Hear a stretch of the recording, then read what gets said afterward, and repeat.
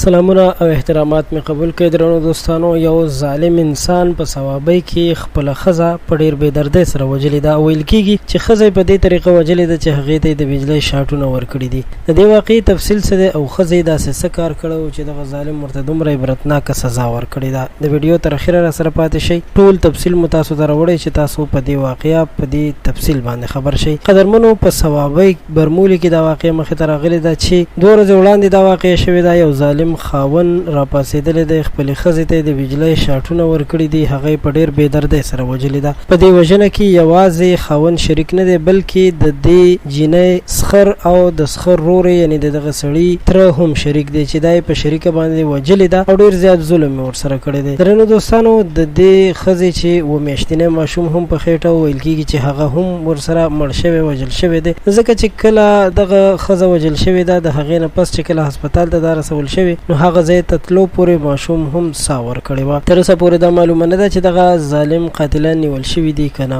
د دې ښځې خاوند چې سلمان نومېده او دا کار یې کړی دی، خلکو پرې ډېر زیات ریاکشن ښودلی دی. خلکو غوښتنه کړې ده چې دغه ظالم ته سزا ورکړل شي، زر تر زر دې ونیول شي او داسې سزا دې ورکړل شي چې خلک ترې نه عبرت واخلي. قدرمنو، دا کوم حال شروع دی؟ نن سبا انسانان د بل انسان مرګ داسې ګڼي لکه هسې ګپ شپ، او بیا د خپلې ښځې مرګ چې هغه د انسان د ژوند یو ښه ملګري وي او ظالم داسې راپاسي په بې دردۍ سره یې وژني. نو د افسوس خبره ده چې داسې به څه شوي وي چې دا سړی دومره مجبوره شوی و. هره خبره په خبرو حل کېږي، خو دې ظالم چې کوم کار وکړو نو یقینا چې ډېر زیات غلط کار یې کړی دی. د سختې سزا غوښتنه ورته کوو. تاسو هم را سره خپل اواز شریک کړئ چې دې ظالم ته سخته سزا ورکړل شي.